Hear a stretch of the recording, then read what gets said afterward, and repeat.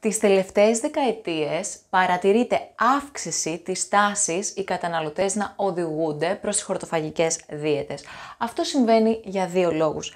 Είτε για λόγους υγείας, είτε γιατί δεν αντέχουν κάποια άτομα να βασανίζονται τα ζώα για να αυξάνουν την παραγωγή σε γαλακτοκομικά προϊόντα, για παράδειγμα, ή για να αναπτύσσονται πιο γρήγορα και να είναι έτοιμα προς κατανάλωση.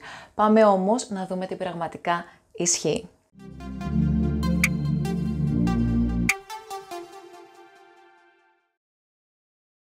Καλώς ήρθες στην εκπομπή μου. Είμαι η Ειρήνη Κωνσταντάκου και στο σημερινό μας επεισόδιο θα μιλήσουμε για το veganism. Πριν δώσω όμως τον ακριβή ορισμό, θέλω να κάνουμε ένα ξεκαθάρισμα στο τι είναι τι. Και θα ξεκινήσω με αυτή την εικόνα, στην οποία θέλω να δείτε ότι ξεκινάμε από ένα άτομο το οποίο είναι πανφάγο και οδηγούμαστε στο pesco vegetarian. Τα άτομα αυτά δεν τρώνε καθόλου κρέας, όμως καταναλώνουν ψάρι και γαλακτοκομικά προϊόντα. Οδηγούμαστε στο ovo-lacto vegetarian, είναι τα άτομα τα οποία δεν τρώνε ούτε κρέας αλλά ούτε ψάρι, όμως μπορούν να καταναλώσουν γαλακτοκομικά προϊόντα, και οδηγούμαστε στους vegan, οι οποίοι δεν καταναλώνουν καθόλου κρέας, καθόλου ψάρι, ούτε τα παράγωγά τους. Πάμε να δούμε τον ακριβό ορισμό για το τι καλείται veganism. Veganism καλείται μια φιλοσοφία και τρόπο ζωής που επιδιώκει να αποκλείσει όσο είναι δυνατό και εφικτό κάθε μορφή εκμετάλλευσης και σκληρότητας των ζώων για τροφή, ένδυση ή οποιοδήποτε άλλο σκοπό. Κατ' επέκταση προωθεί την ανάπτυξη και χρήση εναλλακτικών λύσεων χωρίς ζώα, προς όφελος των ζώων, των ανθρώπων αλλά και του περιβάλλοντος. Με διατροφικούς όρους υποδηλώνει την πρακτική της αφαίρεσης όλων των προϊόντων που προέρχονται εξ ολοκλήρου ή εν μέρη από τα ζώα. Με λίγα λόγια, όλα τα άτομα τα οποία είναι vegan έχουν ένα κοινό. Έχουν μια διατροφή που έχει σαν βάση στην χορτοφαγία, αποφεύγουν είτε τσάντες, είτε παπούτσια, είτε ζώνες ή οποιοδήποτε μπότες ή παπούτσια, οποιοδήποτε προϊόν έχει παραχθεί από δέρμα ζώων, αποφεύγουν να καταναλώσουν κρέας, αυγό, ψάρι, τα παράγωγά τους, όπως είναι τα γαλακτοκομικά προϊόντα, έντομα αλλά και μέλι. Επίσης, αποφεύγουν τα μέρη στα οποία χρησιμοποιούνται τα ζώα σαν μέρος της διασκέδασης των ανθρώπων. Τέλος, δεν χρησιμοποιούν προϊόντα όπως για παράδειγμα τα καλλυντικά, τα οποία έχουν υποστεί δοκιμασίες σε ζωάκια. Είτε αυτά είναι κουνέλια, είτε είναι ποντίκια και ούτω καθεξής. Τα αποτελέσματα των ερευνών είναι αντιφατικά.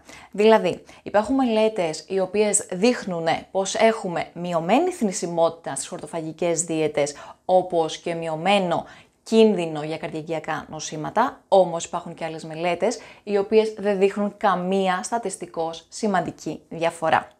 Όμως όλες οι έρευνες συμφωνούν ότι έχει ευεργετική επίδραση η κατανάλωση χορτοφαγικών διαιτών έναντι της παχυσαρκίας, του σαχαρόδι διαβήτη αλλά και της ίνσουλινοευαισθησίας, αλλά και στους χαμηλούς φλεγμονώδεις δείκτες. Οι χορτοφαγικές δίαιτες έναντι των πανφάγων έχουν δείξει ότι έχουν πιο έντονη απώλεια βάρους, χαμηλότερη γλυκοζηλιωμένη αιμοσφαιρίνη, η οποία συνδέεται παράλληλα και με μικρότερη περίμετρο μέσης, χαμηλότερα επίπεδα HDL, LDL αλλά και ολικής χολυστερόλης, όπως και χαμηλότερα επίπεδα αρτηριακής πίεσης.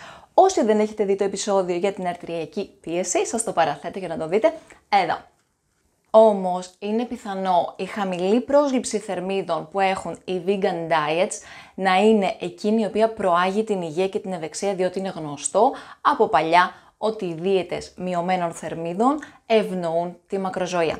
Επίσης, μέχρι στιγμής οι μελέτες που έχουμε εμείς οι ερευνητές στα χέρια μας είναι μικρότερες των 2 ετών. Άρα θα χρειαστούμε μελέτες οι οποίες να έχουν παρεμβάσεις για τουλάχιστον 2-5 χρόνια για να δούμε τα αποτελέσματά τους έναντι της παχυσαρκίας, αλλά και μεγαλύτερες σε δείγμα μελέτες.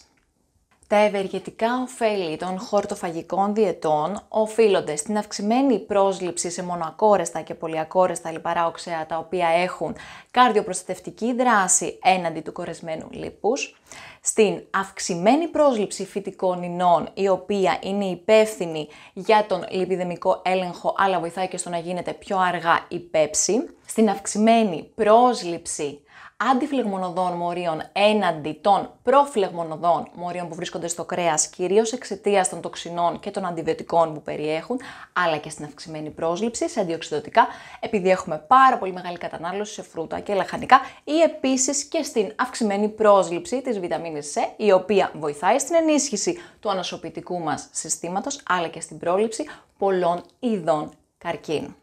Όμως, τα άτομα που ακολουθούν vegan diets έχουν μεγάλο πρόβλημα, διότι δεν μπορούν να προσλάβουν τη βιταμίνη B12 από τη διατροφή τους και γι' αυτό το λόγο χρειάζεται η χορήγηση συμπληρώματος. Η B12 είναι υπεύθυνη για το νευρικό μας σύστημα και σχετίζεται επίσης και με τη μνήμη μας. Χαμηλά επίπεδα της βιταμίνης B12 έχουν συσχετιστεί με αυξημένη ομοκυστεΐνη, η οποία συνδέεται με την αθυρωμάτωση, η οποία προκαλεί καρδιαγγειακά νοσήματα. Όμως υπάρχει συσχέτιση επίσης και με την άνοια, με την νόσο του Alzheimer αλλά και του Parkinson. Τα άτομα που ακολουθούν μια vegan diet έχουν χαμηλά επίπεδα βιταμίνης D, καθώς δεν μπορούν να την προσλάβουν διότι δεν καταναλώνουν ούτε κρέας ούτε γαλακτοκομικά.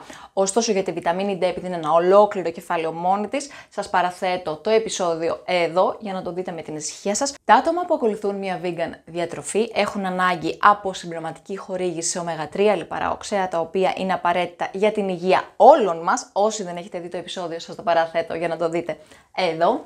Επίσης, υπάρχουν περιπτώσεις όπου έχουμε χαμηλά επίπεδα σιδήρου, κυρίως σε γυναίκες αναπαραγωγικής ηλικίας. Προσοχή όμως, άτομα όπως είναι οι εγκυμονούσες, οι θυλάζουσες, τα παιδιά, οι υπερήλικες, έχουν απαραίτητα ανάγκη συμπληρωματικής χορήγησης σε περίπτωση που ακολουθούν αποκλειστικά vegan diet.